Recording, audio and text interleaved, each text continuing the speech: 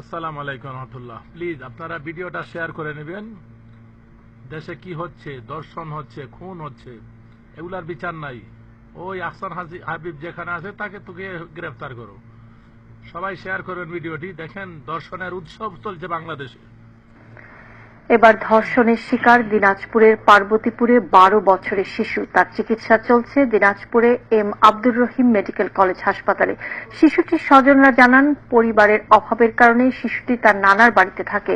শুক্রবার দুপুরের দিকে শিশুটিকে বাসায় একা পেয়ে পাশের বাড়ির জাকারিয়া তাকে ধর্ষণ করে। এ সময় শিশুটির চিৎকার শুনতে পেয়ে স্থানীয়রা তাকে মুমূর্ষুজনক অবস্থায় উদ্ধার করে হাসপাতালে নিয়ে যায়। অতিরিক্ত রক্তক্ষরণের কারণে শিশুটির অবস্থা আশঙ্কাজনক বলে জানিয়েছেন চিকিৎসক।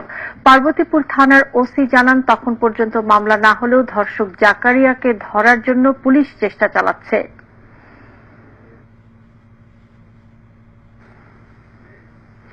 বগুড়ায় নির্যাতনের শিকার কলেজ ছাত্রীকে ধর্ষণের আলামত মিলেছে ডাক্তারি পরীক্ষায়। শহীদ জিয়াউর রহমান মেডিকেল কলেজের ফরেনসিক মেডিসিন বিভাগ থেকে এই ডাক্তারি পরীক্ষার প্রতিবেদন এরই মধ্যে মামলা তদন্তকারী কর্মকর্তাকে দেওয়া হয়েছে।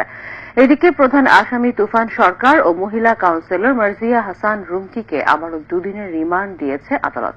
আর তুফানের সহযোগী মুন্নার 164 ধারায় জবানবন্দি নেওয়া হয়েছে। বগুড়া শহীদ জিয়াউর রহমান মেডিকেল কলেজের ফরেনসিক মেডিসিন বিভাগের প্রধান অধ্যাপক কে এম সাইফুল ইসলামের নেতৃত্বে গত সোমবার নির্যাতিত কিশোরীর ডাক্তারি পরীক্ষা সম্পন্ন হয়। মামলার তদন্তকারী কর্মকর্তা ও বগুড়া সদর থানার পরিদর্শক আবুল কালাম আজাদ জানান, চিকিৎসকের দেয়া প্রতিবেদনে মেয়েটিকে ধর্ষণের আলামত মিলেছে। মেয়েটি প্রাপ্তবয়স্ক নয় বলেও উল্লেখ করা হয়েছে। আমরা শহীদ জিয়াউর রহমান মেডিকেল কলেজের ফরেনসিক বিভাগের আমরা তার চিকিৎসা করা ডাক্তারি মতামত চেয়েছিলাম। এই ভিক্টিমের মেডিকেল পরীক্ষা করে উনি আমাদের কাছে রিপোর্ট দিয়েছেন। এই রিপোর্টে ভিক্টিমের দর্শন সংক্রান্তে সমস্ত কিছু পজিটিভ রিপোর্ট দিয়েছেন।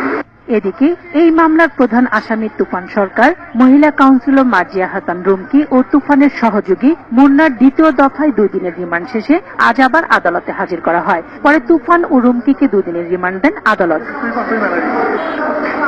অন্যদিকে তুফানের শিশুপুত্র তুর্যকে আদালতে আবেদনের প্রেক্ষিতে দাদি জাহানারা বেগমের জিম্মায় দেওয়া হয়েছে।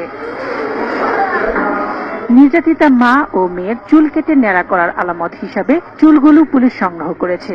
জব্দ করেছে মহিলা পৌর কাউন্সিলর রুমকির বাদুরতলা বাসাতে নির্যাতনের সময় মোবাইল ফোনে করার ভিডিও রেকর্ডও।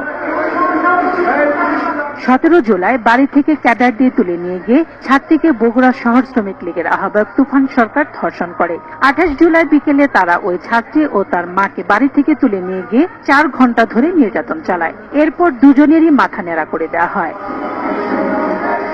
তদন্ত শেষ করে দ্রুততম সময়ের মধ্যে এই মামলার অভিযোগপত্র আদালতে দাখিল করা হবে বলে জানিয়েছে পুলিশ।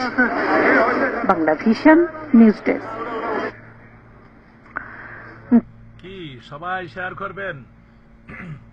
এই তুফানকে আড়াল করার জন্য আহসান হাবিব পিয়ারের পিছনে একটি ষড়যন্ত্র ছিল।